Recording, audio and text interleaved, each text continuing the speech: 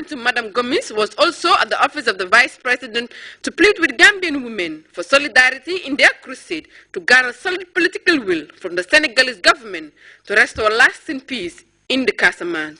The Gambia continues to pride itself of being a nation that cherishes its peace and stability, and it stands on ensuring that peace prevails in not only its neighboring countries but the world at large, manifested in its immense contribution to peacekeeping missions world over. It was therefore no coincidence that the platform of Women for Peace in Casamance deemed it prudent to solicit the Gambia government solidarity for its peace mission for the Casamance. Aissatou Badiane Sarr, Grts. Hundreds of Muslim elders, including imams from both the West Coast region and the Kanifing municipality, Thursday gathered at their respective headquarters to pray for the President, His Excellency Sheikh Professor Alhaji Dr. Yahya A.J.J. Jammeh, his family and the nation at large. The recitation in Brikama was graced by some ministers and senior government officials. GRTS's Famara Kanji has more in this report.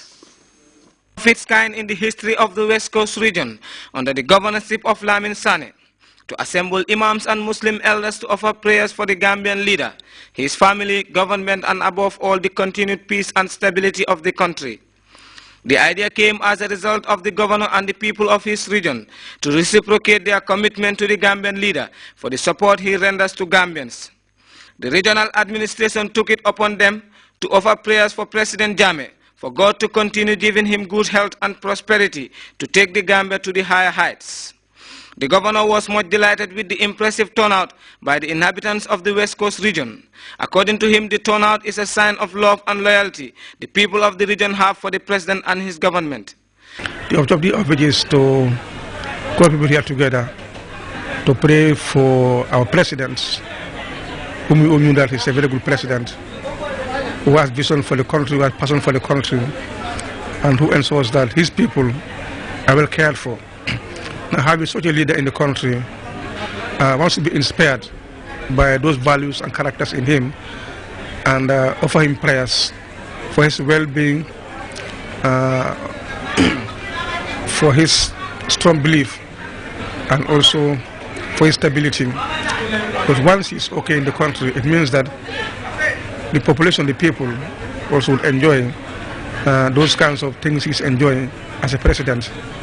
Because we have seen that throughout his career, within these 20 years, he's been dishing out to the people always, especially the Muslim community, that we have seen that every year we send people to Mecca, give Ramadan gifts, and so many things.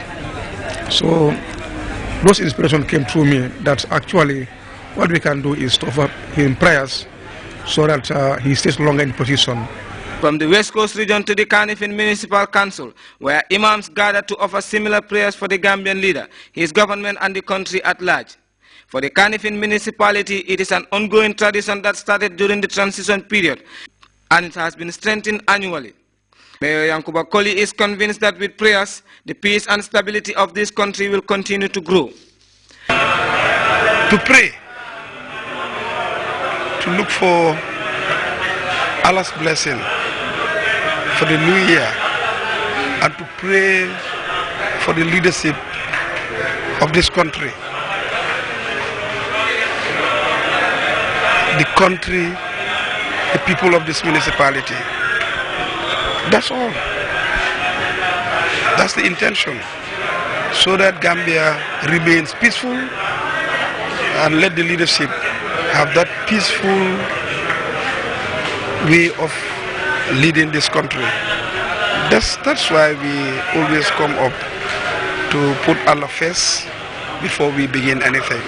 The prayers depict signs of Gambia's stability and dedication of its citizenry to the well-being of President Jammeh, his family, and the entire government. Famara Kani, GRTS News.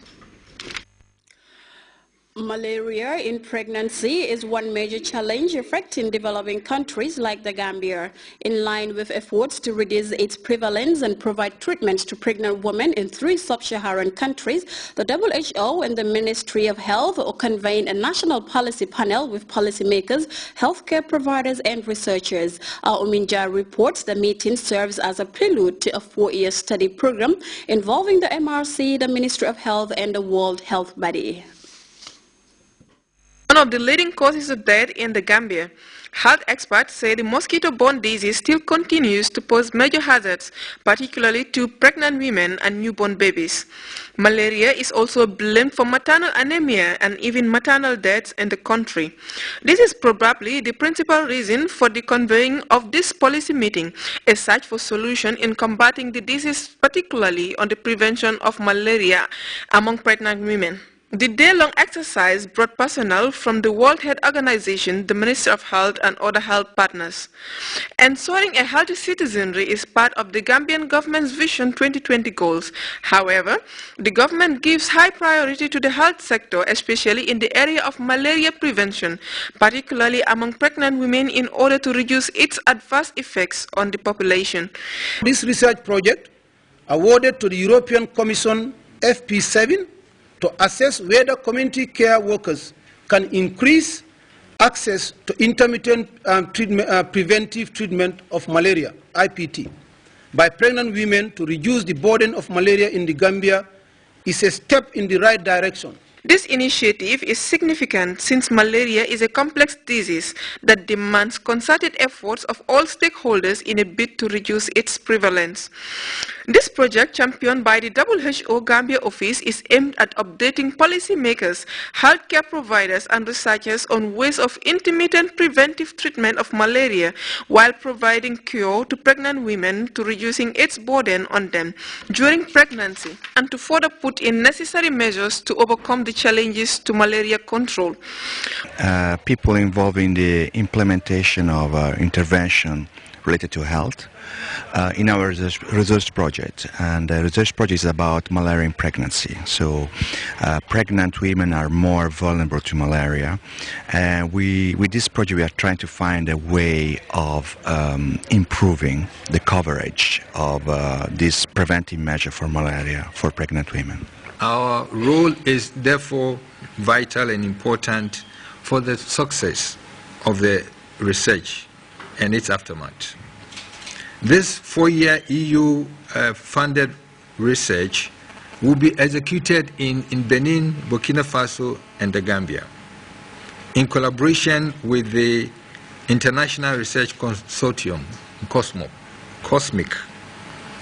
With the active participation of stakeholders, the research study is expected to provide a better platform for malaria treatment, prevention, while reducing the burden of malaria on pregnant women in the Gambia and in the sub-Saharan Africa at large. Uminjai, GRTS. Still on the home front, the Gambia Armed Forces informs the general public that it will conduct a series of live firing exercises for recruit intake 33B at the Lance Corporal Bojang's range in Brikama from today, Friday, 10th to Saturday, 11th January 2014, starting at 7 o'clock p.m. A press release from the Defense Headquarters calls on the general public, especially residents living around the range in Brikama and its satellite villages, to avoid the designated area on the above mentioned dates.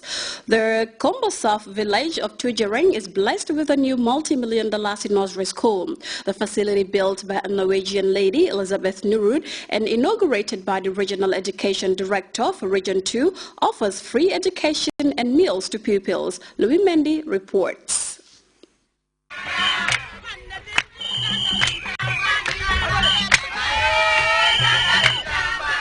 At Tujerem village in the West Coast region, a nursery school project is born. Inaugurated Tuesday, the over $2 million establishment offers free anything that matters as far as teaching and learning is concerned, from kids' uniform, stationery, school fees to school meals. 35-year Abba Sonko from Jara Sikunda in the Lower River region, now resident in Tujereng, is the emblem behind the development. I am very happy to come this far. I thank my partners great among them, Elizabeth Nerud, to succeed in bringing free education to Kirans as future leaders. Pleases me so very much. The Iron Lady behind ABBA is the Norwegian Elizabeth Nerud. The two met way back in 2007, the same year the idea of this North Sea project was conceived and hatched. Back home in Norway,